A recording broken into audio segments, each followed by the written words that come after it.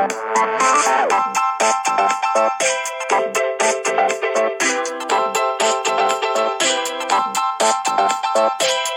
you think it would be fun or funny to do, so many podcasts start off by people just chatting and then going, no, we're recording. We've been recording the whole time. We could do that if you want to. If you've got an idea to lead it and do that, then that's fine. Oh, do you know what? There's a SofaScore app. I've dedicated so much time and attention to SofaScore. I just thought I'd get SofaScore up so that I'd have the same amount of stats. We're so factually precise on the podcast. Okay. Yeah. I feel a bit bereft away from my sources, and SofaScore are telling me that they've got an app, which, quite honestly, is life changing. Nice bit of Foley sound there. I know. Nice bit of stuff for the. Oh, and Sheffield Wednesday versus Shrewsbury Town, the featured match. They knew already where my interests were. Really? Were that tawdry. Good stuff. So we've started. This is how it happens. It just starts. Organically. Wow. That's how all the podcasts do it when they're in a room together. Yeah, it's not forced like what we do. No. Okay. That's interesting. I still feel like maybe I might go back and add an intro just to soothe my soul and make me... Do you have an intro written? No. You don't have an intro written? But I can do it later. So do you? You sent some business about a train. Might do that. But in the absence of that, I'm Richard Miller, one of the hosts of Different Gravy. This is a very different version of Different Gravy. We're in the same room, can you believe it? Events have conspired to first off put off our in-person recordings and then present us with another opportunity for one. Yeah, so should I just go ahead and take this opportunity to do my little piece, Rich, and just fill the listeners in as to what kind of transpired over the past You can do. week and a half. So we did our Christmas episode, which we put out on Christmas Day.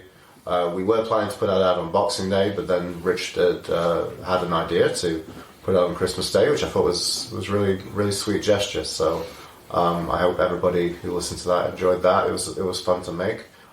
During that episode, you could probably hear me coughing. So what I felt, we recorded on the 23rd of December, the evening of the 22nd. I came home from seeing a friend, not feeling so good, and tested negative that evening for COVID. Christmas Eve, I tested positive. So now, kind of joining me, I think I'm on day 10, I'm out of isolation now. But all of this means that my plans to go back to my new adopted homeland of Canada are severely delayed. So here we are. Now I'm someone who I'm free. I guess I'm probably still a little bit virulent, but hopefully a lot less so. Rich and I are recording this in his house at a distance. The windows are open. So there is some degree of precaution we're taking here. But no, I desperately wanted to see Rich and to do this opportunity, to do a podcast in person, to see my dear friend Rich. So here we are. And what a treat it has been to see you and share a veritable feast of football in today's Shrewsbury versus Sheffield Wednesday football match. Sure. I mean, I thought we'd have a delight of putting the Sunderland performance away midweek. When I say midweek, it was Thursday, so... Oh no, that's more pushing towards the weekend behind us, but yeah, Sheffield Wednesday, the mistress is a gift that keeps on giving. So... Yeah. And they say that misery loves company, and the company of SWFC PLC or Sheffield Wednesday 1 or 1 through 3, however the ownership structure works, that company certainly have managed to make us miserable today. So we will get onto that. There's plenty of time. It's been a week for Wednesday where we've suffered pretty much half of our league wins all season in the space of about 4 days, which is fantastic. We've gone from having... Half our league losses, half our league losses, yes. Half our league losses. And we've gone from having the longest unbeaten run in all of the top 4 divisions to being on a pretty terrible run now, with very few wins scattered amongst draws and losses. But anyway, there we go. News-wise, there's the sort of half news that... Have we got a drop, Rich? We do have a drop. I don't know how this is going to work in this setting. I can tidy up in what they call post in the TV world, but let's give this a go. Breaking hoo-hoos. That's definitely not going to be loud enough. I thought I had a beautiful timber, even if you have to do that in post, Rich. That was beautiful. Thank you so much. To put us on a news footing. The first bit, I think, is probably the fact that Lewis Wing was going to be recalled, about to be recalled, but then wasn't recalled. Yeah, something weird that I think a lot of people spoke with such conviction that it was happening. I guess the weird thing is, if a player would be recalled, I think we've noticed that happening in the past, right? That has happened previously during something we've been aware of during our fandom of Sheffield Wednesday. Because recalling loans is a pretty new thing in the kind of context of footballing history, right? Yeah. It's I suppose it happens in certain situations. We've had loans cut short because of injuries and form and things like that previously. I guess if a player's not playing, Lewis Wing has racked up a fair amount of appearances for us. In this case, it would have been to solve a sort of numbers crisis that they're having at Borough. Chris Wilder never want to moan or feel hard done by. Oh God, no! That's completely against his character, Rich. Presumably whining on to the FL that he couldn't fulfil the fixture list, and them saying, "Well, you've got 5 or 6 senior players out on loan. Yeah. If you call a couple of them back, you can probably play the match." So Lewis Wing would have been one of those players. I can only presume that they saw his performance against Sunderland and decided that a ghost, 3 kids in a jacket, a scarecrow, anything would be better on their bench than Lewis Wing at this point in time. One of the weaker baddies in a particularly uninspiring Scooby-Doo episode. Scoops, it's a terrible footballer. And you'll have a moment where they're like, hang on, we don't remember Lewis Wing being from the beginning of the episode. And the more memorable ones, the more, maybe Daft... No, I think Velma kind of brings up, says, no, we did see him, he's just that forgettable that you forgot who he is. And then Scrappy Doo takes his mask off and it's Berahino all along. Oh, there we go. Scrappy Berahino. Yeah, so he's not gone, not yet. No. Again, it's a shame it's not true. I would like to think there'd be a cash saving that we could probably put to something better used somewhere else. And I think also it maybe said that there would be a knock-on effect with Alex Hunt probably coming back from Grimsby as a result from that, which I don't think would be the worst thing in the world. I mean, Lewis Wing has been a monumentally disappointing signing for Sheffield Wednesday. He has. And interesting, I think we've maybe got 2 different kind of calibers of Lewis Wing performance to talk about in the 2 games we're going to cover today. Obviously, Sunderland and midweek one loosely, and then mainly as now if we're recording this post Shrewsbury. Maybe not huge opposites, but maybe slightly different ends of a bad spectrum. It's not really the good, the bad, and the ugly. It's sort of like slightly effective versus awful. I think so. Yeah, that's the full gamut, the full scale. The full gamut of what we see from Lewis Wing. Long way divorced from his reputation and his performances last season for Rotherham. Mm-hmm. I have always felt, I know it's a division up, but those sort of starring performances for Rotherham were in a team that got relegated.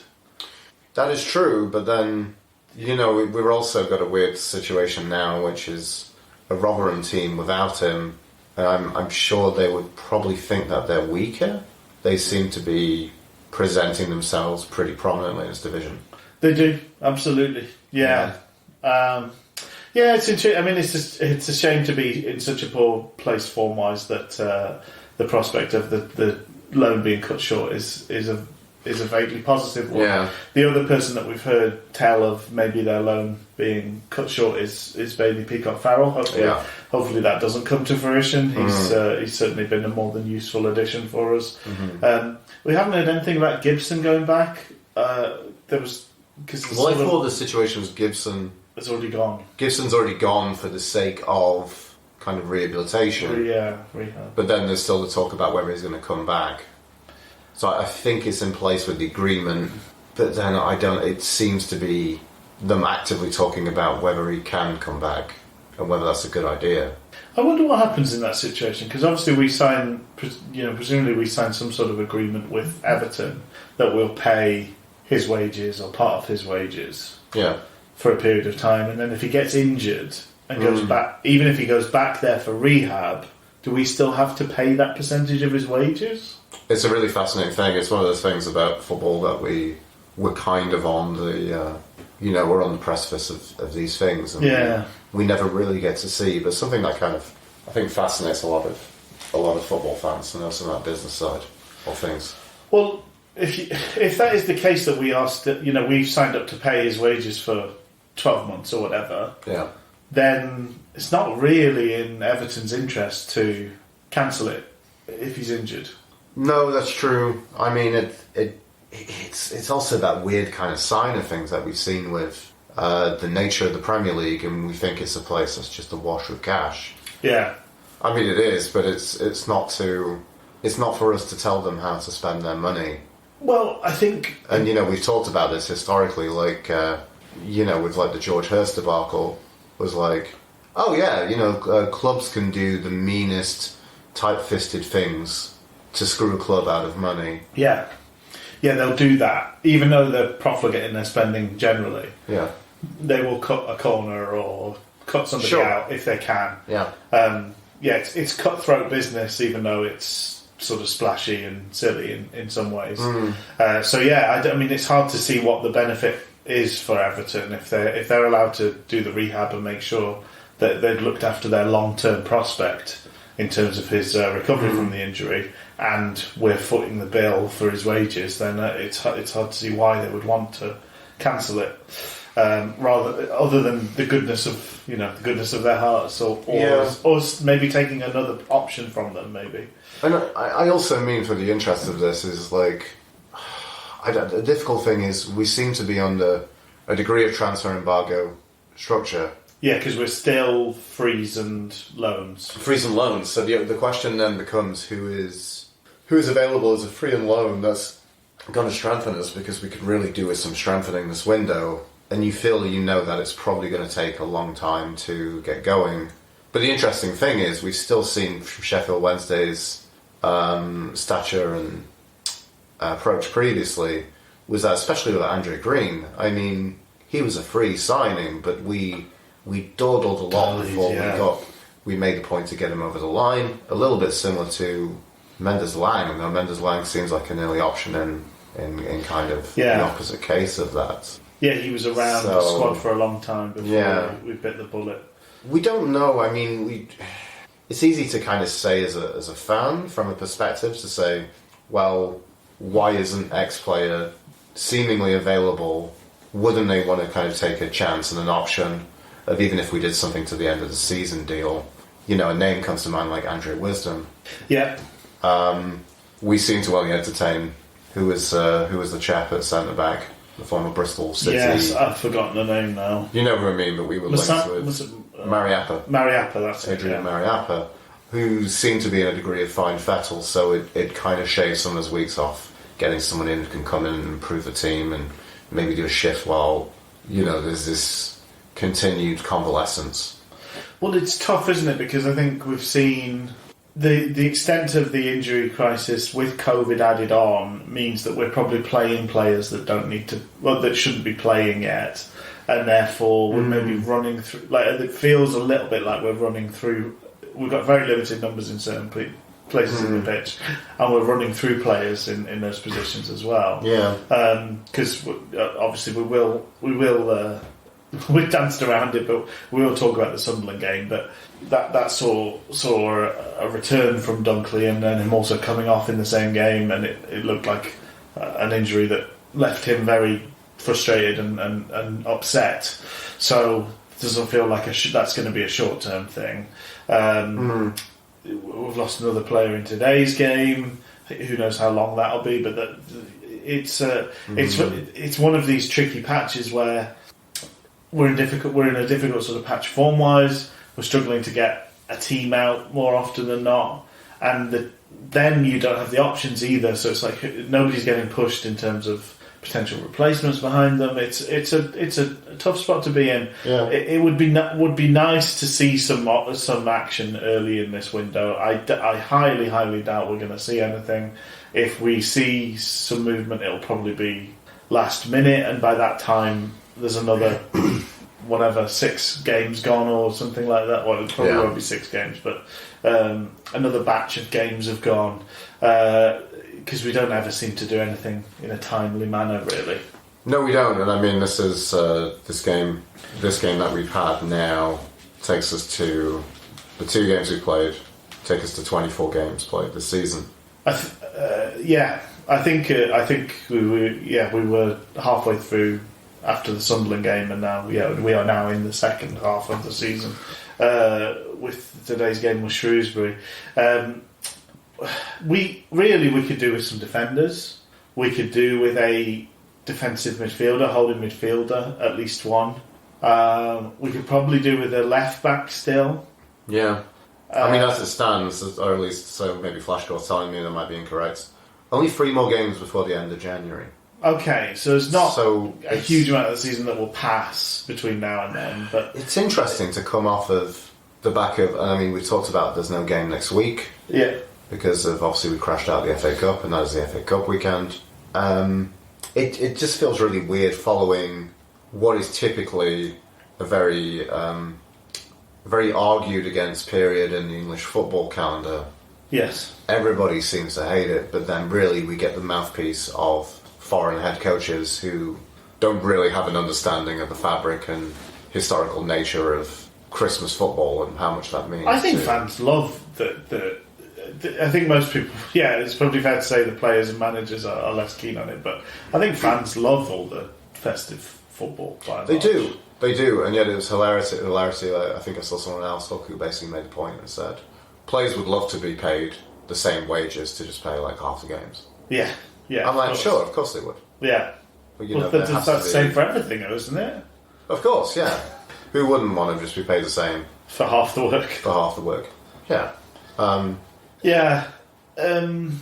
But personally, I think those are the 2 I tend to look at. Who do we play Boxing Day? Who do we play New Year's Day? Alongside first game and last game of the season. Those are the fixtures that I tend to look at first. Yeah, no, it's very much the mentality that it's a treat for everybody involved. I think everybody's having a bit of a festive break from work most of the time, unless you working in an area which is pretty predominantly busy in that. But yeah, everybody kind of enjoys the kind of feast. You know, it's about binging on the finer things in life. So cheese, wine, football. And awful third-tier football for a Sheffield Wednesday fan. So, should we talk about... So if we're talking about binging on Christmas food, Rich, what would you say the game against Sunderland is? I'm wondering whether it would be like a very poor bubble and squeak. It certainly left me, in terms of that poor lower league football feast that we're talking about, I was stuffed to the gunnels with the desperately poor third tier football. I was as full as Mr. Creosote in The Meaning of Life. I could not take another wafer thin mint on top of the great steaming pile of... Another wafer thin Berahino appearance. Would you like another wafer thin appearance? Yeah. Would you like a wafer thin performance? From Sheffield Wednesday's very own Crappy Do. Yeah. Come on, it's only wafer thin, says Darren Moore. Yeah, we should probably do it. So I put back to it after a very merry COVID-mas for all. First game of football in how long was it? It was 20 odd days, I think. It was the 11th of December, I think it was. Wasn't it? That we last played, and that was the victory out away at Crewe. It was one of those where Darren Moore sort of said, I think it's almost been, and then gave a very, very precise. He's like, I think it's almost been 9 days and 6 hours since our last game of football. Said like a jilted lover who missed their ex, who absconded on them. I mean, it's only been like 2 months, 3 days, and 14 hours since we last. Nothing compares to since we last embraced. Yeah. Yeah. So following a long break, we got to weirdly go up on a weird day, which I think was kind of... Rich and I were talking about the fact that, like, you know, football players cannot play a game apparently 2 days afterwards. The only time that apparently is acceptable for that is if the calendar says they have to. Which is Easter. Yeah. It is. Good Friday and Easter Monday. Yeah. Is the exception for that. But the rest of the time, if there's a game 2 days, then it gets postponed. So it seemed to be Sunderland put 3 past Donny. Yeah. You know, the Gary McSheffrey train, which we've heard a lot about today. Thanks to Radio Sheffield. They lost on the 27th, so I think that was the reason why they played on the Thursday, which is a shame, because I really hate playing games when other teams aren't playing at the same time. Yeah. To be honest, I don't... Well, I don't... It doesn't affect me that much, to be honest. I don't mind who's playing when. But it never works in my world. But I think also mainly it doesn't work because it's a midweek game for Sheffield Wednesday. Yeah. Which is... Well, it's a game of football for Sheffield Wednesday. Which well, that's true, yeah. We're not very good at those, are we, Rich? No, I mean, we'd be an alright football club if it wasn't for all the football. Oh, it would be a fucking great football club, yeah. But we welcomed... There was a few surprises in the starting lineup. So we've had COVID in the camp. We haven't heard who's got COVID. We haven't heard who's affected by it, who's still out. But we know that we've been part of calling off fixtures, like the Burton Albion fixture on Boxing Day. That was both teams that couldn't fulfil the fixture. They didn't have enough fit players. So presumably there's a swathe of Wednesday players. Yes. Who are just come off the back of COVID, are currently suffering with COVID. Who knows? And I guess that's also part. We can't use it for an excuse on a performance, although I'm sure Darren Moore would love to. But there is an interesting dimension now to look at. Like it's a changed lineup today. But then how much of that is nobody covered themselves in glory? Yeah. From the Sunderland game, but then I think there's a degree of that, but I also think there's a degree of rotation. There are people. He does like to rotate. We know that. We know he likes to rotate, but I think there's a lot of niggles, and I mean it's probably going to be the case if you've had like a very big disruption to your training schedule, which we seem to know has happened. Sorry. Do you not think, though, in part, the lack of players during the run up to before Christmas, before Omicron sort of got its teeth in? The lack of availability of players actually might have saved Darren Moore from himself. So we actually had some consistency in our lineups. We actually did play the same 11, or 9 or 10 out of the same 11 each game, and it allowed us to build a bit of form.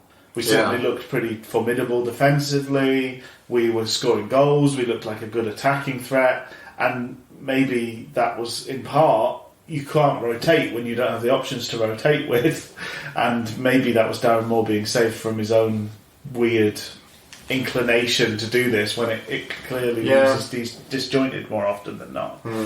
But we saw Dunkley come back into the side, straight back in the middle of that three, with Palmer on one side and Johnson on the other. So that's a return for Johnson as well. Mendes Lang making a debut and playing on the left-hand side of the wing-back position. Jack Hunt on the right there. And then that slightly familiar sort of Bannon wing, Deli Bashiru. in the middle, and then Patterson and Gregory up top. I didn't think we started that badly. I mean, we talk about how the team doesn't tend to react very well to having breaks, whether that's within a game or from games. But a reasonable sort of start to things, but then it all did sort of fall apart. I noted very early doors that Dunkley was looking shaky. There was a couple of times where he looked harried in pretty light possession, under pretty light pressure in possession. He just looked like he was sort of a bit behind the play. He looked rusty, which is probably fair enough. Some players are able to be out for a long time and come back and look like they've not missed a beat. Some players, it takes a while. They have to sort of work their way into form. So Dunkley is clearly one of those men that needs time on the pitch to find himself. Unfortunately, he wasn't given the time to do that. And they made a lot of hay out of our left-hand side. Johnson being backed up defensively by Mendes-Lang was not a good combination, and that let Sunderland get ball after ball in behind our defence, and we just weren't on our mettle in terms of defending that ball in behind, and the first showing of that really was the goal, which happened just 11 minutes into the game. There was a question of offside, so I think I must confess I've not seen it back since watching the game live. But did you think he was offside? At the time I did, yeah. I mean, it's one of those interesting things that it's the angle that we're getting when we see it. It's the one focus, stock angle. The focus that goes when you kind of switch your focus from what's happening with the ball to where the Sunderland. So it's Ross Stewart, isn't it? Ross Stewart, who eventually went on to bag a hat-trick and is one of the top scorers in his division, I believe. He's got a good few goals, and we I think we made him look a pretty handy striker. We didn't give him much of a challenge. Yeah. But he looked big, he looked sort of mobile, made good runs, and strong enough to cause our defence headaches time and time again. But I think it was actually a very good run from him. So I think it was sprung, but there was just sort of snuck in behind. He ran off Palmer's shoulder, snuck in behind Dunkley, and then ran off Dunkley when the ball went through. Yeah, and maybe the first occasion where I wondered if Peacock Farrell could have maybe done a bit better for a goalkeeper of his calibre. Yeah, we've seen him come out and do very well in those situations previously. Yeah, I wondered if I might have been one of the situations. It seemed a touch weak. I think he was probably a little bit slow off his line. We just didn't look prepared for them playing it in behind us, and it kind of caught us time and time again, unfortunately. That's all they did, though, wasn't it? Really? I know, but we didn't react to it. We didn't drop deeper as a defence. We didn't push. You could play the Peacock Farrell. One of the things you could say to him is, well, stand on the penalty spot. Be like a sweeper keeper that's going to cut off that option for them. We didn't react to it at all. We just seemed to let them do the same thing to us again and again. It was a bit like a couple of seasons ago we played against QPR, where they insisted on a very high line and kept getting caught out and just didn't change. And I suppose once you drop a goal behind, 2 goals behind, then it's quite difficult to drop your back line because you want to push forward and try and get back into the game. So you end up in a kind of catch-22. I use that confidently, having not read the book. I'm sure I've absolutely nailed the context. About 70% of people who use a catch-22 reference haven't read the book, though, Rich. I just remember a lot of anal sex. That seems. I started reading the book a couple of times, and that seemed to be the main thing that went on. Okay, take your word for it. And I don't know how catch-22 fits into that. But there you go. Let's move on. Yeah. But he finished very calmly. I think, regardless of Bailey Peacock Farrell's position, once the shot was struck, there was nothing that he was able to do. I think he could have put himself in better position to stop it, but I think it was well steered. So around the half-hour mark, that's when Dunkley went off. He was sort of punching the floor. He was very talkative, talking to the physio staff. It felt like something I wonder whether it's just a straight reoccurrence of what had happened previously. It felt like somebody talking through, like, it's that thing again. That's what felt like the tone. He looked pretty upset and pretty angry about it, but had to go off. So what we did in response was we brought in Brennan and put Palmer in the middle of that three at the back, which did not help us against the height and strength of Stewart at all, unfortunately. We did have some highlights. Hunt had a really lovely effort on goal where he cut through, and the defence was really worried about where he was going to play the ball, so they just completely sort of parted and gave him a clear run, a clear sight of goal. And he hit a pretty decent effort with his left foot. It just unfortunately was straight at the keeper. Unfortunately, Hunt followed up a bright moment with an absolutely stinking moment a couple of minutes later. He played a blind pass inside, which Alex Pritchard raced onto.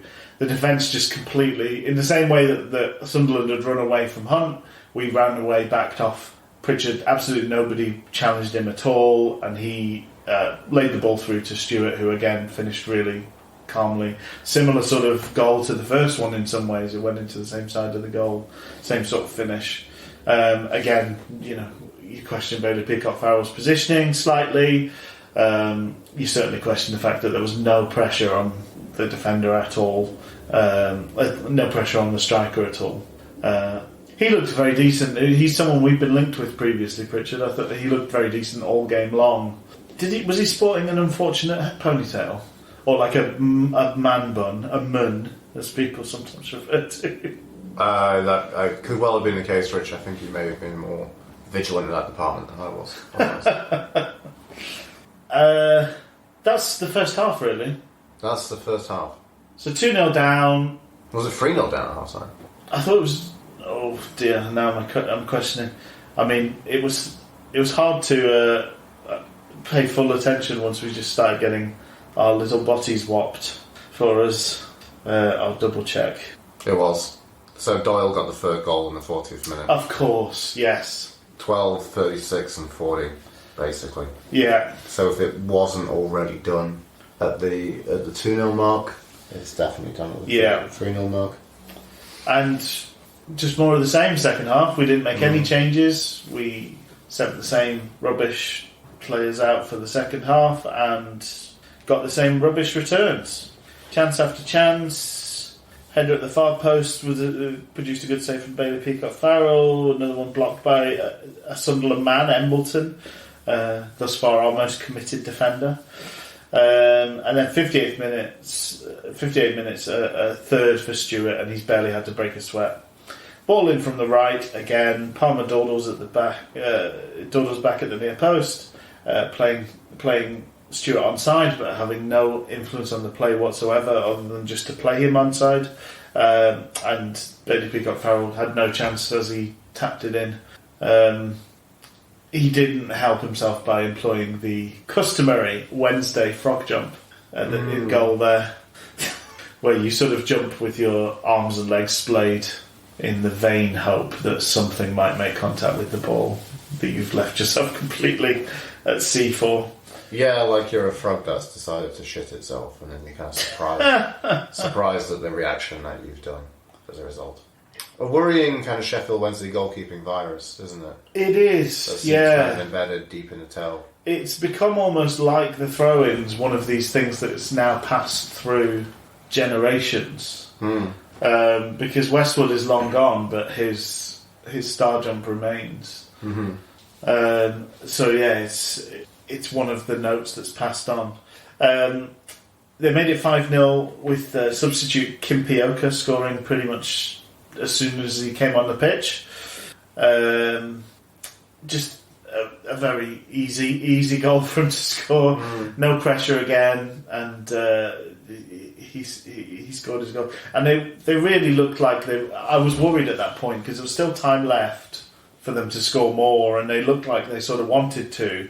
I mean, is it a slight positive that we didn't concede again? They had 2 or 3 chances after that. That's not really it. It's a very, very minor positive. Kim Pioka himself should have scored in the 86th minute. That was the last sort of great chance of the game. But truly despicable performance turned in by Wednesday. Yeah. I don't know. I think that it always feels, and maybe it feels kind of very Sheffield Wednesday-esque, but it's felt previously like it has kind of been in the fabric of a successful season that we have a game where we really completely shit the bed. Really, like it seems very customary. Well, it also seems like at these last few years, it seems to be coming when we're in a vague bit of form. Like, we talked about how we had a couple of wins that sort of turned... This was an unbeaten run, but it was an unbeaten run of mainly draws. Yeah. And a couple of wins made that look a lot better. And so you start to feel like, okay, coming into the new year, or coming into Christmas period, New Year, we are just outside the playoffs.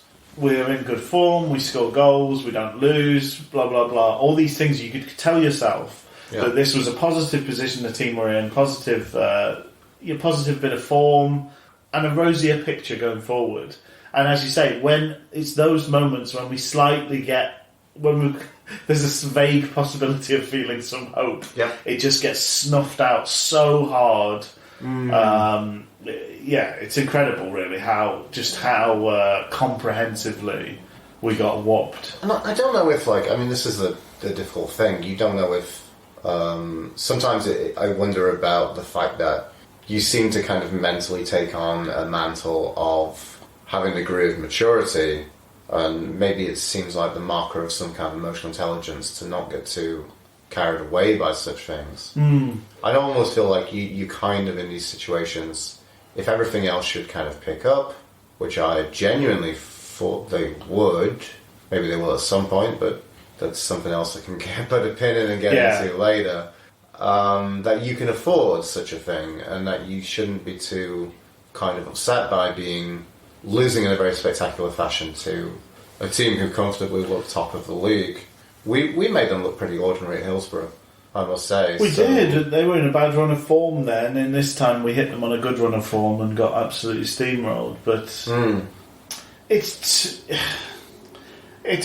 a funny league, this, isn't it? I think we talked about early doors. You kind of need to win the fight before you're allowed to play the game, and both today and the midweek game against Sunderland, we just didn't have the fight. We didn't have the sort of drive and strength that you need to just even enter the conversation of winning the game. Yeah. If we got anything out of the two games, it would have been through sheer luck. We didn't look set up to do well in either of the games, and we didn't perform well enough. But that, I think, comfortably probably the worst performance of the season. And you go into today's game against Shrewsbury thinking we need to see, we want to see, we expect to see some sort of reaction to that. I know it's only 2 days, and there's probably been not a huge amount of training happened in between times. And as far as I'm concerned, the Omicron thing, everybody's affected the same. Nobody's in an ideal situation with their training ground. Nobody's in an ideal situation with their player choices. So that almost becomes a wash. Yeah, but it never works out that way for Sheffield Wednesday, does it? Like, if there's a long pause, we're always the team who look like we're rusty for it. Oh, of course, but that the two sets of 11 players we've put out have been good enough, and our bench looks strong enough. We've won games with those 11 players. Oh, I know. So it's not. I don't think it's a good enough excuse to say. I don't think there's any let off of. Oh, it's a tough situation. No, but I think we're the team that takes the excuse, though. Oh yeah, and I we think give that ourselves maybe the excuse. We feel sorry for ourselves. There's a lot to be said about the mental fortitude of the players and really Sheffield Wednesday. It seems to be. Maybe the psychiatrist is the one that's had Omicron. The sports psychologist. Wow, yeah. No, you got a point, Rich. The real MVP of our series, of our season. And Chancery's didn't open up his wallet for the arms race of getting more sports psychologists. Well, he's going to, once we manage to speak to him, but the time zones, you know what it's like. Yeah, I get it. So, that brings us to today's game versus Shrewsbury at the Montgomery Waters Stadium. Meadow Stadium. Fair Meadow. One of the silliest names yet in a season of quite silly names for stadia. Would you say it's your favourite? Would I say it's my favourite? Named after a bottled water brand, it's pretty on the nose in terms of what Montgomery Waters do. They take water from Montgomery and put it in bottles.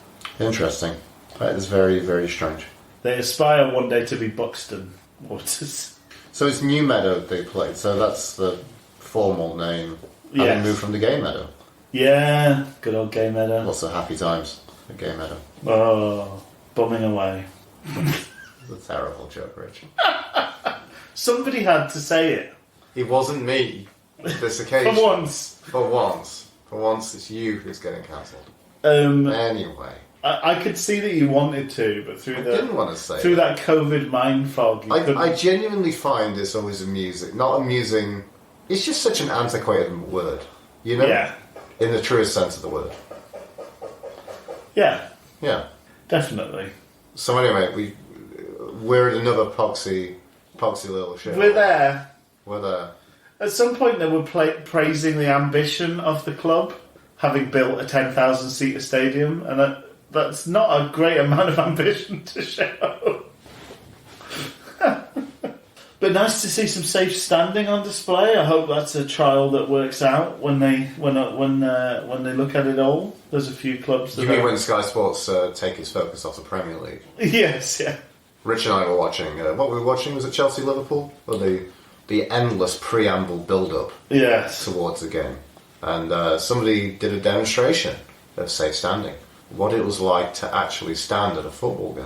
Well, you can sit, and then sometimes you can stand. I'm glad I was sitting down, to be honest, for that one. Yeah? Yeah, Well, then you could stand to give a standing ovation.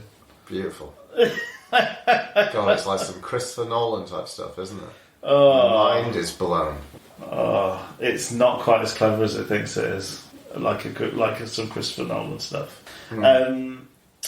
But so Dunkley, the aforementioned injured Dunkley out. And Hutchinson back in from the very deep, dark cold. Come in from the Coming in cold. from the freezer. Nipples like bullets. And this again, to give formal confirmation to Wednesdayite that Lewis Wing is still at Yes, Sheffield yes. Wednesday, because he's Just to here. provide reassurance that little glimmer of hope that we might bring somebody else in has been From snuffed a out. pretty poor performance midweek, I must say. Yes. Adeniran And near and back, and Berahino making a rare start. and some of the absences. There's no Florian Camberi. Mm-hmm. No Windes. No Jacunt. No, she couldn't. And obviously the new freshly signed youngster Boateng. Boateng made the bench, yeah. Which is Well, he's our very intriguing. 23-year-old under-23s player, isn't he? So presumably Kwame there's Boateng. some sort of eye on the first team for that young man. I put Strange originally in my notes were Strange first 10 minutes, then it was Strange first 15 minutes. I think I ended up with Strange first 20 minutes was my last gambit in that regard. It was sort of a mixture of frantically paced but fractured as well. Like when the ball was in play, it was all 100 miles an hour and really lacking quality, and then but then the ball was out of play a lot. The ref was very heavily involved in the game. It was really bitty and slow as a game. And not really much in the way of chances, sort of half chances for both teams. They were putting some quality in from out wide. We sort of looked useful to a point, probably till we got to about their third of the pitch, and then it all fell to pieces. Do you find it interesting? Like, I made the note to you, Rich, when we were watching the game together. I said, like, you could see that it looks like they've shortened the pitch. At Narrowed. with the new Meadow. Yeah. Meadow. I'm not going to give it its awful sponsored term because it's just shit. But like that seemed to kind of really amplify the ball, the game being played at the throwing line. Really. Yeah.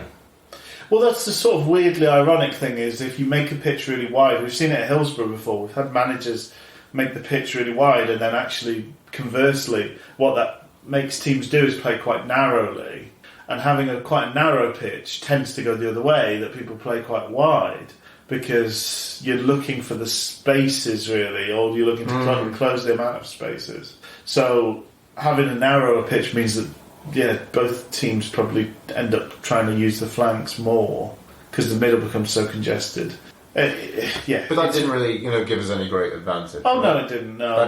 That's not the point to work for Sheffield Wednesday, right? It's to do with Shrewsbury's game plan for however they want to dictate their mentality for this season, or however it is until they make a decision to change it. I haven't heard about changes at Hillsborough for a long time. Like, I know... I remember... Well, it was more pressed with Irvin, wasn't it? Like, somebody else did make the point about Irvin and said, like, they were talking about Alan Irvin, it was, I think... Did he spread the pitch, and but then Megson said it's ridiculous. It's like Wembley, and made it a lot narrower. That feels like the last time I heard anybody talking about the width of the pitch. So I don't know whether we're still. Which is funny, because that completely buys with the mentality that you're putting across. Yeah. Because it was very much a mentality. We didn't really use wingers. It was a very compact kind of negative spine under Irvin. And, we mentioned... Yeah. I mentioned Tom Sawers last week, spoiler. Yes. But, he was a player who was a centre mid who was kind of employed on that kind of flank. Oh, yeah. Right? To great effect. Sure, and we had a bit more of a wing play under Megson. That's one of the things he kind of enjoyed. We sort of played O'Connor on a wing, didn't we? We did play O'Connor, but that was kind of like a tight right type thing, wasn't it? It was kind of a bit like we can only afford to have one kind of midfielder. So one winger who can have that kind of excitement and give us that. One at a time. Yeah. One at a time. So, anyway, to come back to today, like a lot of the game was played out on the sidelines, and just incredibly bitty affair. So that doesn't work for Wednesday, because we also did, as you say, we're never good at throw-ins. That's never something we practice or have any mentality with. Including one moment, I think, in the second half, which was defensive throw-in, which was at Palmer looped it up for Berry to do a leaping salmon type header flick up into the air, which was especially shit. It was especially poor. It was just a lot of bad start, bad mentality from the get going. The opening notes we had, the hilarity that we had some of the worst Radio Sheffield commentary on the feed today. So we had Adam Oxley. It's a new low. But apparently he's now called just Adam. So he's everyone's friend. Everyone's friend, and we all know him on first name basis. So it's Adam and Brian Laws. So Laws was there. Bri. The opening notes of Laws saying that Wednesday need to get them on the back foot, and then we casually and badly struck it round the back. We did the usual thing of playing it short. That is more of a philosophy. It's not something I'm completely against, but I like it when it's mixed up. But didn't you? So I thought at times we did try and mix it up, and probably more as the game progressed.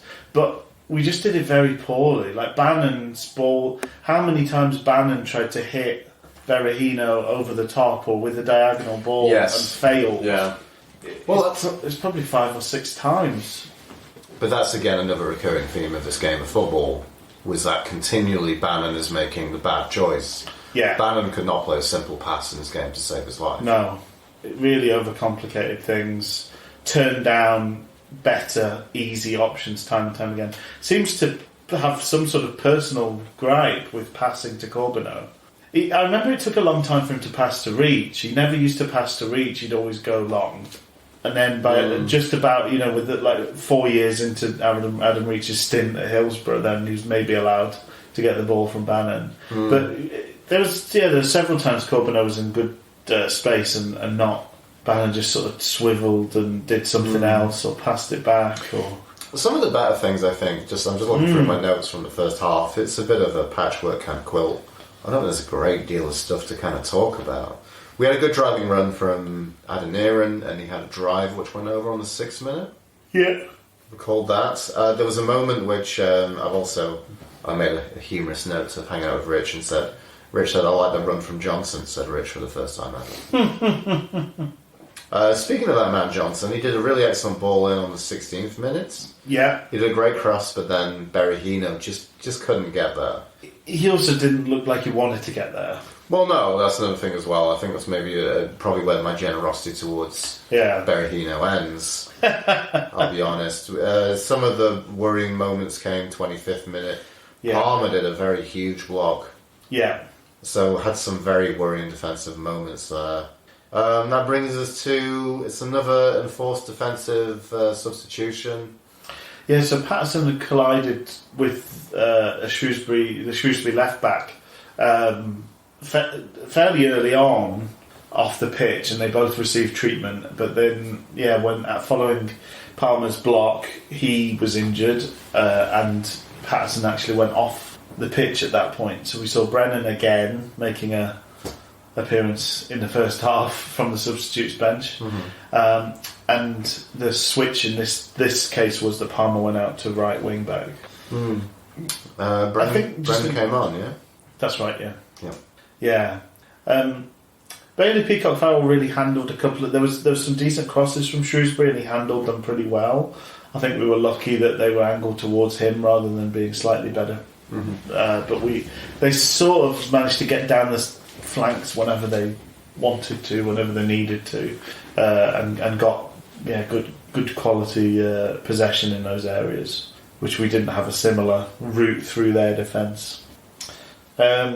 The next note I've got is Wings' effort from distance. Yeah, no, that was. I think they had a header, which was a really good move, but they just placed a header straight at Peacock-Farrell. But then bring up to the 32nd minute mark. That was a great crack from Wing. Hit it with some real venom. A real drive. Again, maybe another unfortunate kind of to maybe spoil some of the rest of the coverage that we're getting into. A lot of shots straight at the goalkeeper. Yeah, we rarely had shots, but when we had them, they were normally straight at the keeper. Straight down his throat.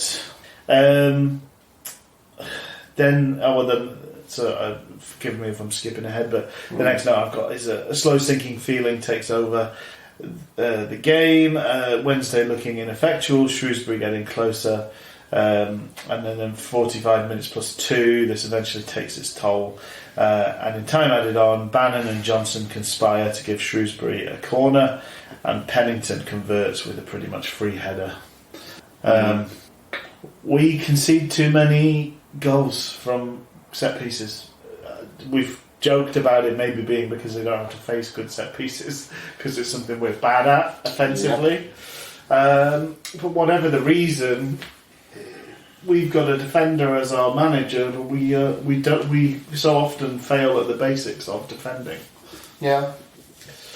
Any more to add on that one? It was a good header from Pennington, but it was, but it just looked. He's middle of the goal. It's a decent delivery, but it's not like perfect or anything. No, it felt like that was coming though. The thing that was really annoying is about again, we have to be better than the officials that we have in this game. Yeah. It was a bitty, niggly game, and it felt like the ref wanted to, prove his point, prove his presence. Himself into every situation. Exactly. So that didn't help. If there was any game plan from Sheffield Wednesday today, that did not help with this situation. I find that's happened so often though with Cottrell type managers with that mindset. They're almost always helped by the referees. If you're a team that wants to slow things down, drag things out, break up play, it's like in boxing, they're kind of constantly grabbing hold. Referees will nearly always help you out in that. They'll be whistle happy. They get involved in. One thing we didn't touch on was Adeniran was maybe lucky to stay on the pitch for a bad challenge. But the way the ref charged into that exchange, you sort of worried that he was going to give a red card. He got involved in spats that he didn't need to. He sort of heightened things rather than managing the game. He sort of charged in and threw his weight around. But that's such a rare dimension that you never see from referees. It's I don't know. I don't know. Would anybody ever say if you asked a referee, your standard referee, why are you doing this? I feel like it's such a small percentage that should ever say, I'm here to facilitate a game of football to be as good as it can possibly be. Yeah. As good and as fair as it can possibly be. Yeah. I love football and I want to see it. I want to facilitate the playing of good football would be a nice answer to that question, but more often than not I've been, well, the rules are there and I'm here to uphold them. Exactly. It's probably more to do with who they are and their ambitions as opposed to influencing something. But I think that would be like, I don't know, that would be a huge paradigm shift if we could get, if the FA could kind of run something like that. Yeah. Instead of just endlessly seeing and looking at players as a series of naughty schoolboys. Well, this ref really brought the energy of a nightclub bouncer on Adderall into the game. Like, whatever drama and clashes there were, he was right in the midst and kind of amping everything up. Which again is, like you said, it's amplifying that situation, which is helping the opposition team. Yeah. But again, we're the other fighter in this. I've never seen Wednesday do this stuff. It's been a long time since we've had any kind of pretty cynical gamesmanship to win and to play football matches like this. But it's going to frustrate us. And we have the characters who don't have, again, the mental fortitude. Well, you saw it happen midweek. I think we're so on the precipice often of dismay. Like, we let in that one goal and it's heads down, sulking, feeling sorry for ourselves. And that, if you're then a team that's like, great, we've got our noses in front, we're just going to, like, spoil the game now. It feeds into it because we're feeling hard done to, and, like, it just feeds into our kind of almost surly teenage attitude as a team. It just sort of exacerbates it. But so often I just feel like the ref is almost like managing the game alongside the bad manager. Because they're officious and it's so many times in this game he told people to go back like 3 feet or 1 foot or whatever when on a throw in. Honestly, who can be bothered? Like, what does it matter? But there we go. It's an awful half of football, really. From it was. I mean, I said at this point, and I mean it. Maybe in some ways it got a little bit better, but I feel that's maybe damning with faint praise, possibly. But I mean, this was a dreadful non-entity of a football game, and I'm just heartbroken to say once again that the lumpy shithouses that we're up against in this league look far better side. There is... Or better side, maybe. We're back to feeling that there's almost a fundamental misjudgment been made in terms of setting up our squad this season. Like, we should have been built for a fight, built for a battle. Yeah. That's where, if we win the fight, we let the quality play, we let Barry Bannon be that difference maker. When we fail in that, when we don't fight, we don't match metal, we don't fight fire with fire, we end up just shrinking back and just not having an influence on the game, and that's sort of what's happened in both games. The slight caveat you can give yourself on the Sunderland game is that's a good team in good form, clearly got some good players. They're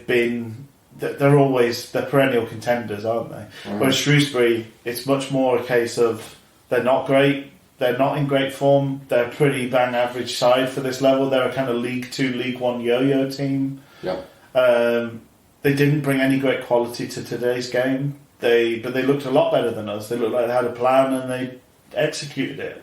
So that's where I think it's in a way almost more frustrating today's game than the Sunderland game.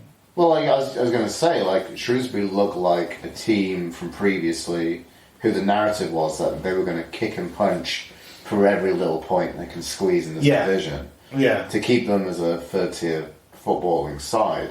As it stands right now, we're 8th and they're 14th following this loss. Right. There's 8 points between us. Yeah. They're minus 3 goal difference, we're plus 3 goal difference. It feels like a very mild different end of each coin. Yeah. You know, the 1 penny piece is so rusty and dirty that we can't make out who's the head or tails in this one. Yeah, no, that's fair enough. This probably feels like I don't know. I mean, this probably feels like a successful season for them thus far. I would think so. Yeah. If they can get to a position of challenging for the top half, and I mean, I think they were a team everybody seemed to write off as relegation favourites. And, you know, they're doing a lot better than Doncaster Rovers, who are, you know, pretty much nearly double the point tally. Yeah. Just an awful game of football. Really, really. And unfortunately, second half, by and large, more of the same. There was a period where it picked up, but the first 10 minutes, we were maybe even worse than we were in the last 10 minutes of the first half. Very, very unlucky. Very, very lucky that Bowman missed an absolute sitter. He was 3 yards out and somehow managed to kick it over the bar when it would have been much, much easier to score, or at least hit the target with. We did make a couple of changes, and we did have a go at it. It's one of these, because again, knowing Cotterill as a manager, knowing that type of manager, they were sitting back on their 1-0 lead. So how much of it was them drawing up, you know, pulling in the drawbridge and holding on to what they had, or how much of us was getting better, I don't know. Because they gave us more space, we took more space, so it's a bit of chicken and egg in terms of that sort of change to things. We brought on Deli Bashiru for Adeniran. He almost had a sort of instant impact. There was a ball fizzed through to Berahino, who took a terrible touch, but Deli Bashiru read it and hit a left-footed strike, which was probably our best effort of the game, to be honest. It produced a save from the keeper. He actually had to stretch for it, but he didn't get anywhere near the contact he would have liked on the shot. I'm sure Deli Bashiru. It was a pretty tame effort, but for the first time we didn't go straight at the goalie. We then made another successive change. We brought Johnson off and brought on Mendes Lang, and we did have some pressure at that point. I don't know. I haven't noted it all down individually because there was not big individual moments, but it was like little half chances. And unfortunately, most of the good stuff seemed to land with Berahino, who looks clueless and frightened in possession.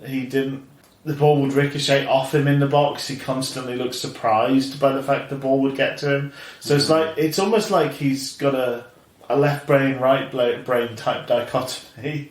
There's a couple of times in this game where, like, out of some sort of deep-seated instinct, he rolled his man or turned his man, and then his brain caught up with where he was and what he was doing, and he got frightened. Like out of sheer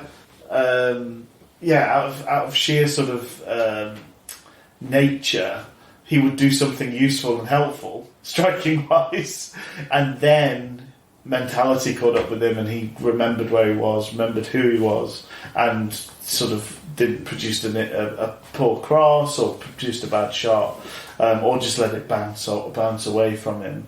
But he seemed to.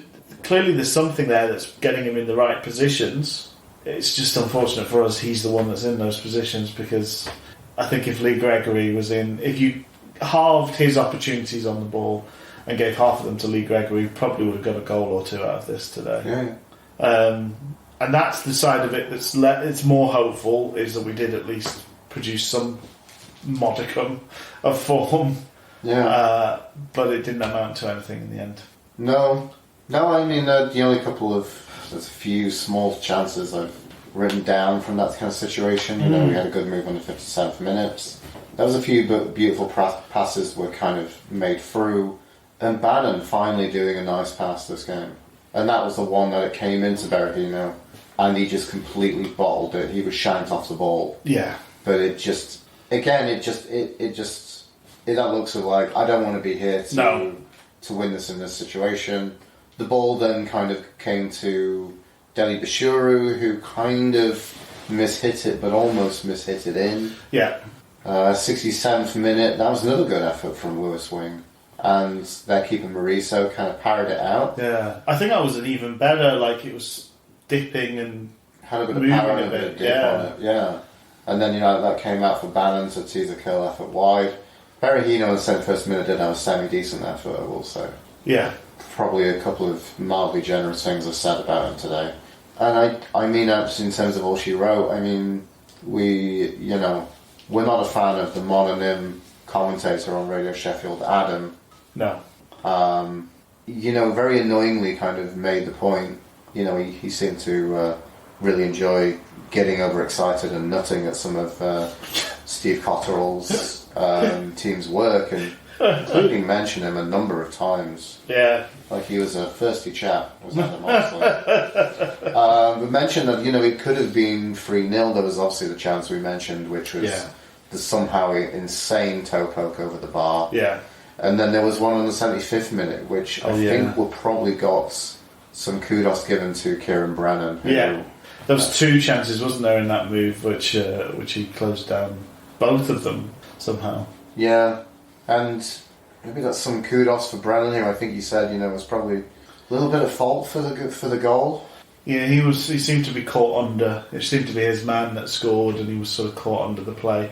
I do think maybe we're seeing that aerially, it's not his strong suit, which in a division where there's a lot of heading the ball away to be done, is going to come back and bite us on the bum, unfortunately.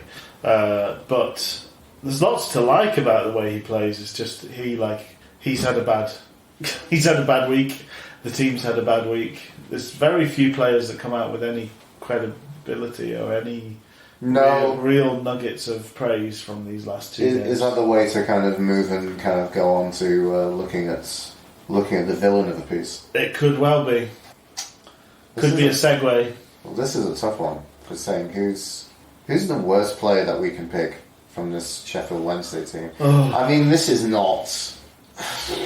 It's not Sunderland, where I thought was interesting. I saw, Dom Howson's player ratings, and it's a uniform 2 out of 10 across the board. 2s and 3s, wasn't it? 2s and 3s, which is kind of correct. No, I think that's fair, but it's staggering just how poor it is. Yeah, I will be honest from that kind of mentality.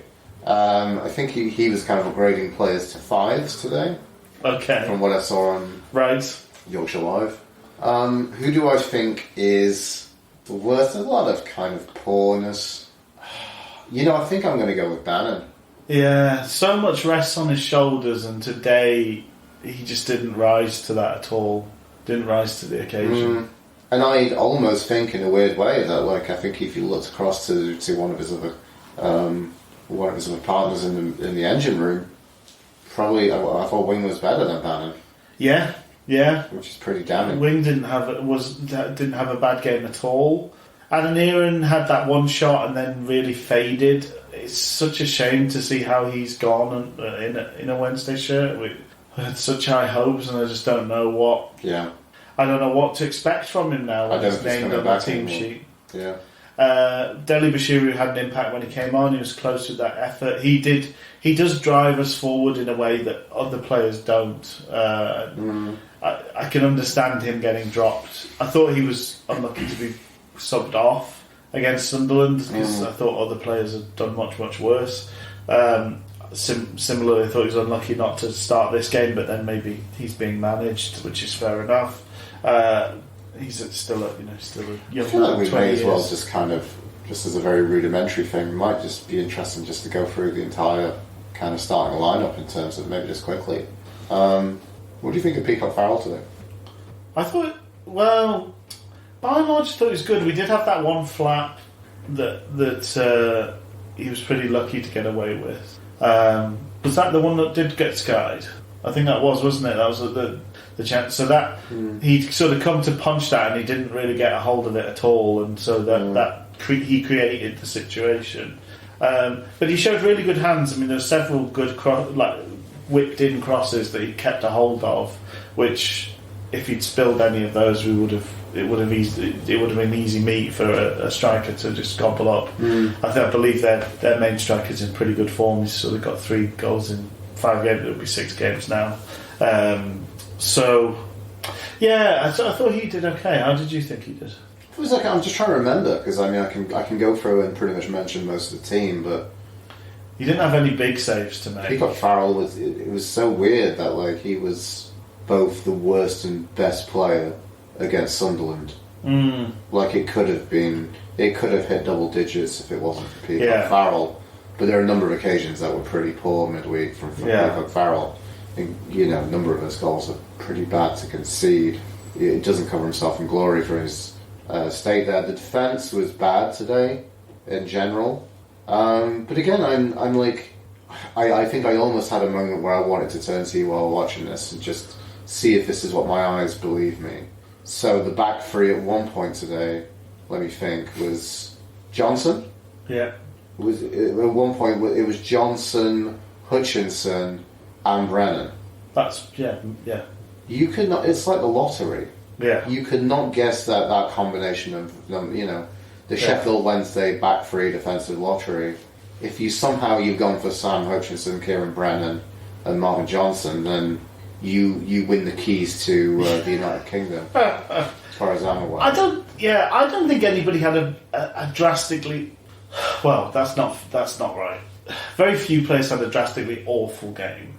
I think Corbeau wasn't his day. He didn't. Corbeau was bad today. He looked pretty bad on the left, and then eventually, when you switched to the right, he looked a bit brighter, but the quality wasn't there. He looked so shook today. Yeah, he didn't look like.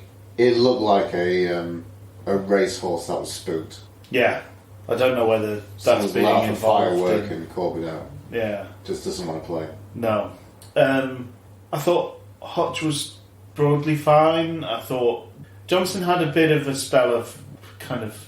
I thought he was unlucky to go off though. I know, but I can see he did give the ball away a couple of times. I think he was looking a little bit leggy as well, especially with Corbeau being poor today. I don't know why we needed to just keep chop and change, shuffle around that defensive line after Patterson went on. I know we don't have a like for like, but. Yeah, because Palmer played right-sided centre-back, right wing-back and left-sided centre-back during this game at various points. Just showing off his versatility. No, it's interesting. Yeah, so it's interesting. I thought it's a Corbeau not his best day, but not actively creating problems for other people, just not creating good moments for us. Same for really most of the defence, although I thought Brennan should have done better for the goal itself. And there was a couple of halfway line headers that he missed, and it could have caused problems in behind. Patterson just wasn't on the pitch long enough really to have that much of an impact. I like him out there. I like his enthusiasm out there on the right. It's a big loss to lose him in this game. Position. I don't know if it'd been a good thing to have him on the pitch during this, or whether he's just going to get riled up and then just lose his head. Yeah, no, it's hard to know. As I say, Wing, this is probably one of his better performances, which is damning with faint praise, but it's some praise for Lewis Wing, which is in and of itself kind of nice. Bannon we rely on him so much. He had the ball in good situations and just didn't produce time and time again. Yeah. And unfortunately, when he did produce, he's picked out Saido Berahino as one of the people he will pass to, deemed worthy of his balls, and he's not worthy of the balls. Stop passing to him, Bannon. Yeah. Well, that's an interesting thing with I think we said this on the other week when we did our half-season player ratings. It says a lot to be damning of people who you expect more from. Yeah. So, carrying on with that theme, Bannon gets the award for worst performer of the game today. But, I'm completely overlooking Berahino. Yeah. Who, as we know... Because his expectations. Yeah, because I don't expect anything from him anymore. He's Moore's mate. Yeah. He does anything remotely okay, and I'm impressed. Thankfully, because he's going to do fuck all, because he's shit. Yes. He's really bad. Yeah. I don't know where he's going to go after this. I'll probably skulk off to the Greek 3rd division or something. I don't know. I think Hutch will put in a good word at Paphos for him. Paphos? Get you in a Paphos, mate. Mate, I can get you in a Paphos if you want. I'm already in Paphos. It's for Sheffield fucking Wednesday. And I'm frustrated for Gregory today. Yeah, I think probably across both games, not done anything wrong particularly. I do think both games kind of show us where he's not quite what we like. He's been a great signing and he's been great value. He's not what we needed really. I think we needed somebody who's bigger, stronger, more mobile, he's more kind of working angles and working things. He's not quick enough to be involved in the build-up play and get the goal at the end. Yeah, he seems to be yeah. able to do one or the other. And we so like.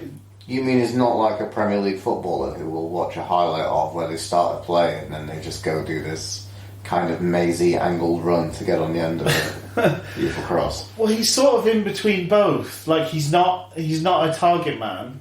Yeah. Who can hold the ball up and hold people off and bring others into play. He's also not a fox-in-the-box striker. He's kind of an in-between guy, which by and large has worked for us, but today, less so Sunderland, that was just a complete shellacking.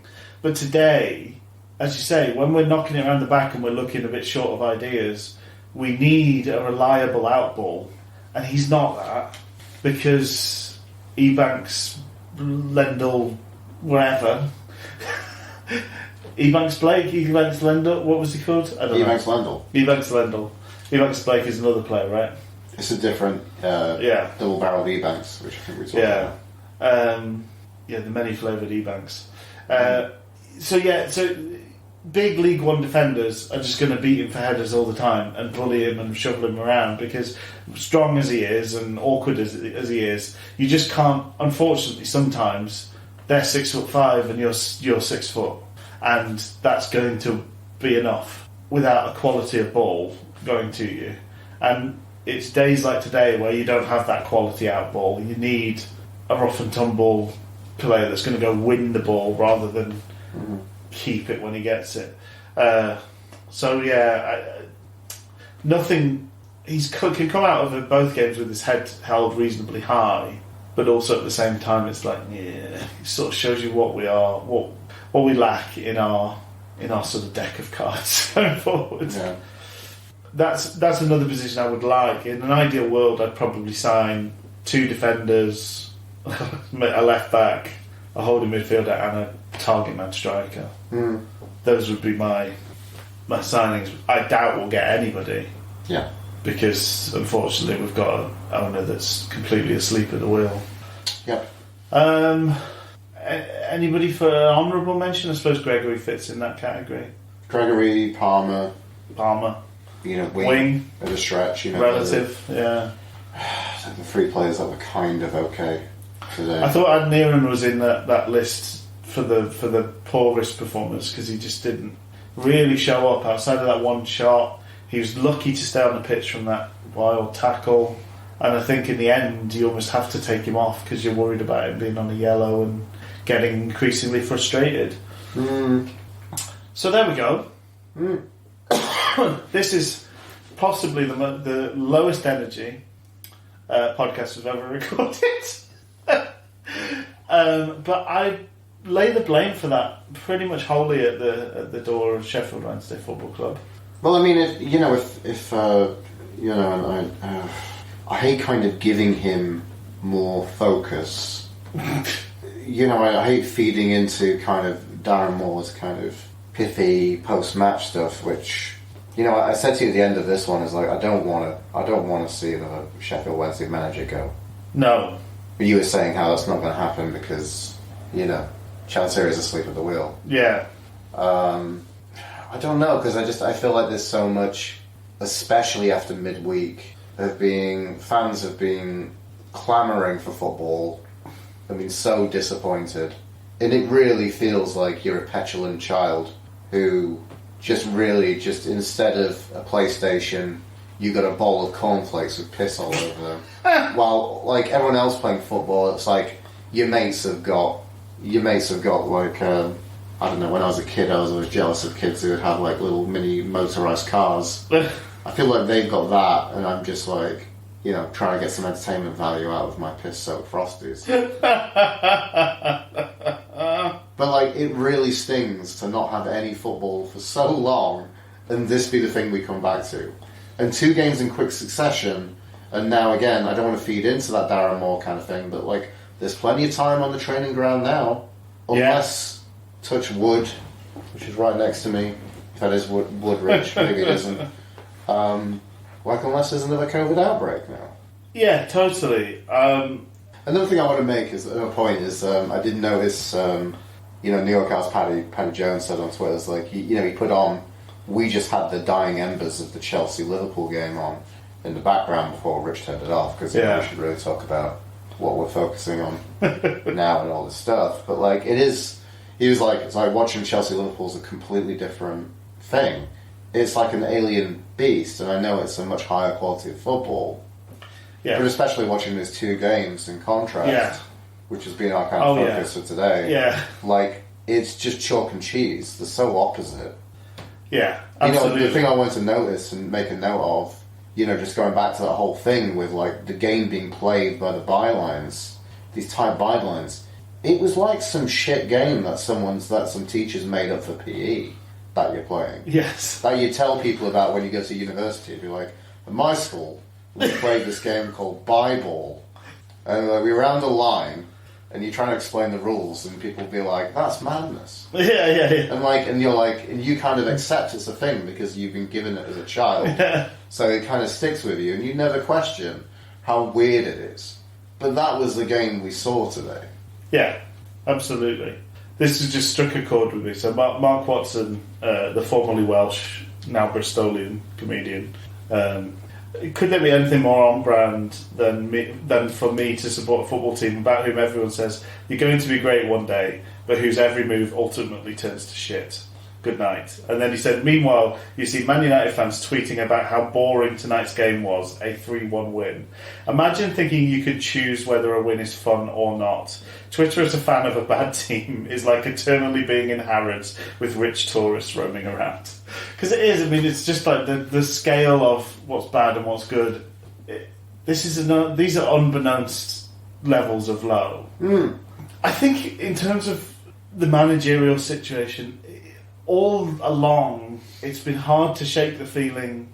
Surely, all you can judge a manager on is, okay, these are the players you have, these are the resources you have. And increasingly, you don't actually have a choice over the players. There's kind of a committee that does that, or it's an agent is the friend of the chairman, and you sign players based on his list or whatever. These are normal situations. So you don't even really get choice over the players, but you get the players. And how you can judge a manager is, are they getting a tune out of those players? Are they... Of course. If this is a 7 out of 10 squad, are we producing 7 out of 10 performances?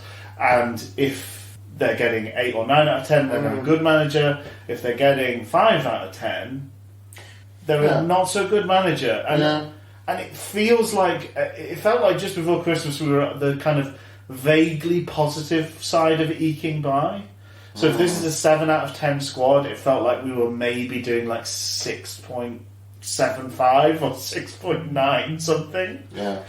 These two games have been way down, and our average score feels lower now. Yeah. Even though it's only been 2 games, it feels like I'm looking at Darren Moore again and saying, you're just so close to a failing grade here. I know. And I wish we weren't riding this particular bit of the road. Yeah, but all we can do is just wait it out and see what happens, right? But it feels like the other promotion contenders, the scale is really good, not so good, and that's about it. And we seem to have brilliant and completely woeful in our locker. I don't think we've ever reached the mark of brilliant. Like, again, but the problem is, like... Well, the first half against Accrington Stanley, I thought we looked like an absolute world-beating team. I know that's one half of football. I know it's only one half, but we maybe touched 8 or 9. We had a half against Luton Town last season. Yeah. In the relegation season. Yeah. And, we looked like absolute world-beaters. We just were so tired after that first half. And then we just was like, we're done. There's no energy left in the tank. Yeah. We're done steamrolling. We want to sit on the beach. Yeah. But maybe that first half against Accrington, if we're a 7 squad, we'd maybe touched 8.5, 8.75. Yeah, which I think that's the thing, is we expect the disappointment. I think that is found, that I think my revelations of doing this podcast with you, Rich, and chatting to you every week, is that there haven't been those moments of individual brilliance. No. And there hasn't been those collective moments of individual brilliance, like, mounting to the team. Yeah. Like, it hasn't been that. Like, Sunderland, Plymouth, they can have performances where they put 4 or 5 past a struggling team. we're not there. We're not that No. clinical. No. So I get that. In a way, I mean, we've had two really poor performances, which we had a goal difference of +9. Now it's down to +3. So we've lost 6 goals. No reply in any of those games. And no, not even really looking close to replying. No. Sunderland looked like we could play for another 4 hours. Yeah. And we'd never get close, even if they got tired as well. But, like, it's annoying because up till those 2 games was 6 points, and I feel like I've said to you for a number of weeks now, we look like we're so close to it. And I feel like we deserve it. But, like, the other teams just above us just seem to have better form than us. Yeah, you're looking at the league table going, how are we not a little bit higher than we were? And now it just seems like there's such a gaping gap. There's a gap of 6 points. Yeah. So... We're becoming also rounds. You know? Yeah.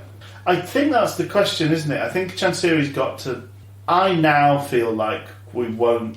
I feel fairly confident saying this. I'd be pleased if this comes back to bite me, but I feel fairly confident saying if Darren Moore remains the manager, we will not, and we don't bring in another handful of players. Yeah. We won't make the playoffs. Oh God, no.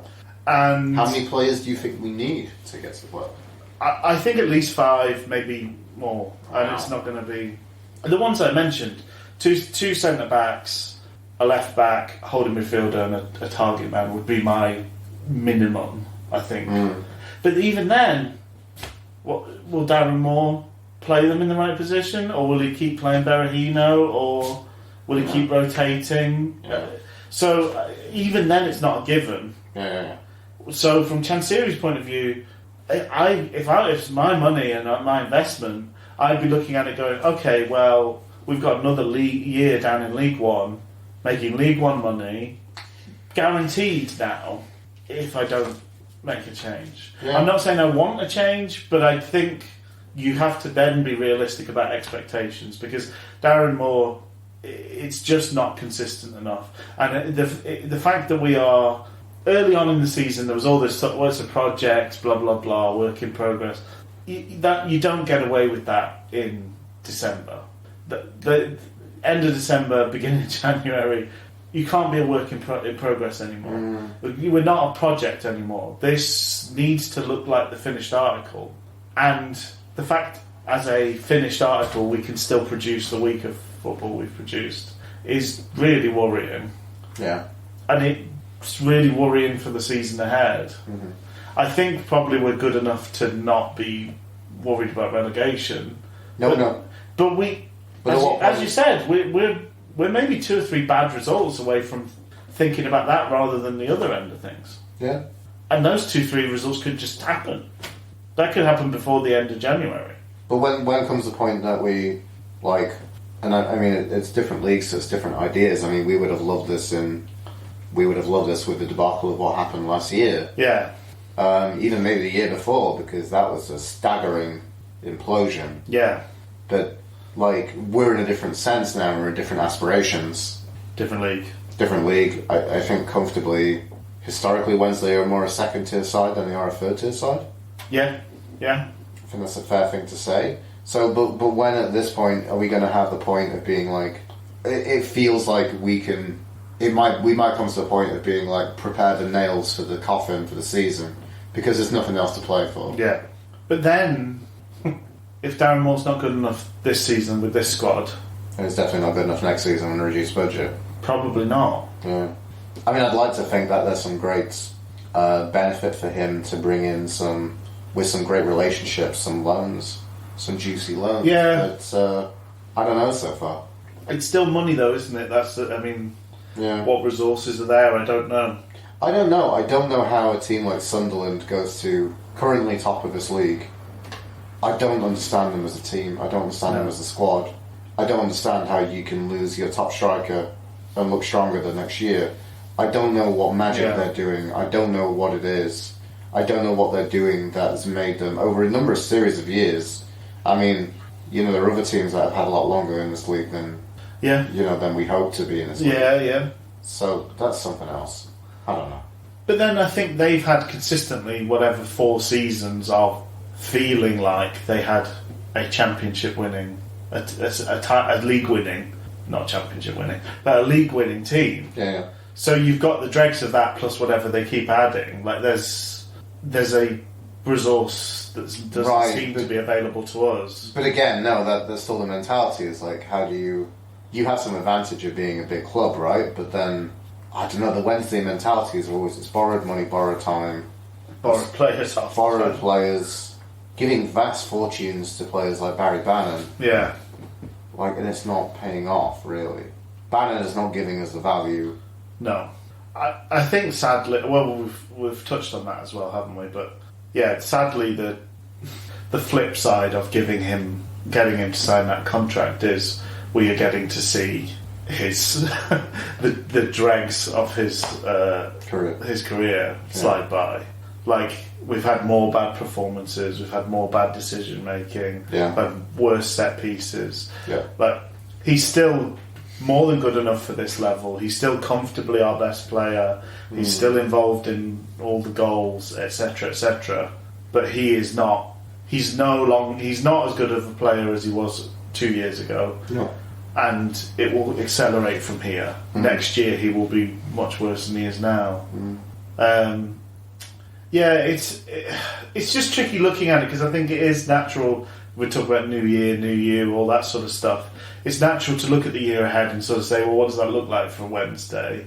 And as I say, if it was my investment and it was imperative that we give it a good go to get out of this division, then I don't know who I'd look to. I don't have a name ready. I know there's a couple of people out of work that are potential candidates. We could take a look at Paul Cook. Paul Cook is Alex Neil. I think he's without. I don't know if we'd be of the calibre to attract Alex Neil. No, but I just much as I don't even know if I like Darren Moore anymore. It's funny how he so often gets caveated out with he's a nice guy, but it's like it just seems hopeless. I don't know. I mean, there's just too many. I used to think under Carlos, give us a week and we'll beat anybody. Give him a week to plan and get the team ready and get a game plan together, and we could take on any team in that league and above. Like the Arsenal game, classically, we had quite a few. We had a week before that Arsenal game. Like, give us the time to prep. I feel like we're always the opposite with Moore. He overthinks and rethinks and second guesses himself and chops and changes, and he ends up doing something bizarre rather than the obvious. The plan, and we hear about how he meticulously game plans. What's he doing? What did he meticulously game plan for Sunderland? And there doesn't seem to be a fallback when it all collapses like a pack of cards. Well, that was the funny thing, especially if you think about Sunderland. Like the first home game we had against Sunderland where we won, we played a very high press. Yeah. And we really shoved it up Sunderland. Yeah. And they were not ready for that. No. But I don't know what the game plan was. Is the game plan just try and just fucking get through this game of football? It seems to be the case. It seems to be like... Yeah, I don't know. It's so much... sticky back plastic holding. And we saw that one run, you mentioned that one run from Johnson. Didn't see that any other time in the game. He underlapped Corbeano and went up the left wing. And I think we saw one of those from Palmer, maybe. Undertaking, yeah. So was that part of the game plan? Did Johnson just go crazy for a second? Or if that was the game plan, we never did it again? I don't know. It just it's hard to come off a week like this and just think of anything positive, really. I know. Is the only conclusion we can make is that all this is pretty baffling? Yeah, it's all pretty crazy stuff. I'm just looking ahead to the fixtures now. Oh, goody. I know, yeah. I knew what the next game was, folks, but I just got to see Rich's look on his face when he sees the next fixture. It's our favourites. Plymouth Argyle. It's Thanos. Well, then it would be very Sheffield Wednesday to turn up and have a performance in that game. Yeah, we'll see. We'll see. Oh, anyway, we should wrap this up. This has probably been a mammoth session. This is pretty long, isn't it? Let's be honest. It's meandered. I don't know. Are we going to do an episode next week? Or are we? I might be in the country still. I might be skedaddling back off to Canada. I don't know. It's all a bit of a mess, folks. I mean, it's. We'll think of something. I guess so, but yeah, we can arrange something. Okay. The ghosts of January past. Sure, sounds good. Okay. Cheerio, folks. Look after yourselves. I promise our moods will have leavened by the time we talk again.